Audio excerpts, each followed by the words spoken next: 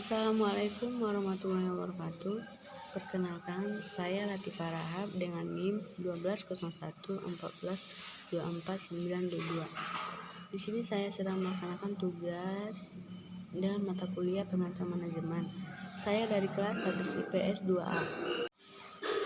Di sini saya akan mempresentasikan hasil pengamatan saya mengenai tingkat persaingan perusahaan dengan menggunakan model Mitchell Porter.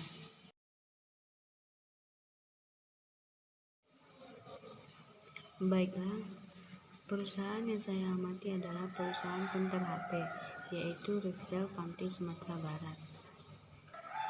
Jadi, perusahaan konter pada masa pandemi ini di daerah saya sangat banyak peminatnya, dan keuntungan penjualannya lebih tinggi dari yang biasanya.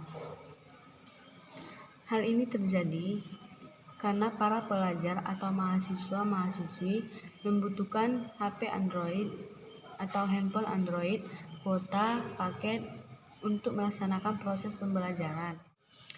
Adapun analisis tingkat persaingan perusahaan industri Rifsel dengan menggunakan metode Mitchell Porter sebagai berikut. Yang pertama, threat of new entrants, di mana teori ini merupakan faktor yang menghalangi suatu perusahaan untuk berbisnis.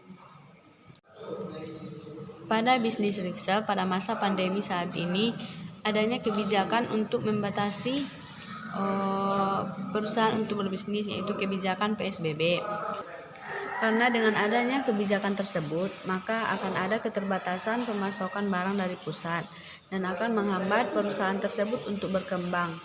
Karena stok barang mulai berkurang. Yang kedua, threat of substitute product or service, di mana teori ini merupakan faktor berupa keberadaan barang substitusi atau barang pengganti. Dengan adanya kuota belajar secara gratis dari pemerintah dapat menjadi barang pengganti yang dapat menghambat penjualan kuota paket di konter. Yang ketiga, rivalry, di mana merupakan faktor persaingan yang harus perusahaan hadapi.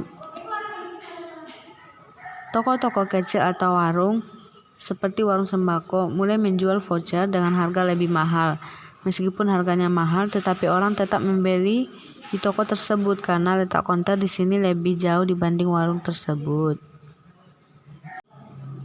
Dengan adanya voucher di warung-warung memudahkan para pengguna HP untuk membeli kuota, tapi itu menjadi penghalang pengurangan dari penghasilan konter.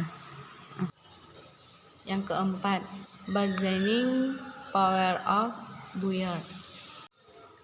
Teori ini merupakan faktor yang berasal dari pihak pembeli, di mana kemampuan serta ketertarikan konsumen untuk membeli suatu produk yang membawa pengaruh besar terhadap intensitas persaingan dan kompetisi dalam sebuah perusahaan.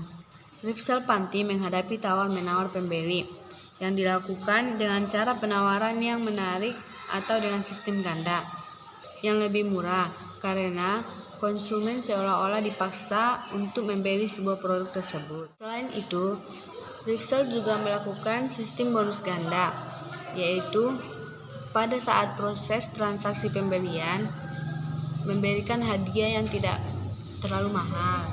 Hal ini dilakukan untuk mendapat respon dari konsumen supaya merasa puas dengan pelayanan yang dilakukan. Yang kelima, bargaining power of supplier.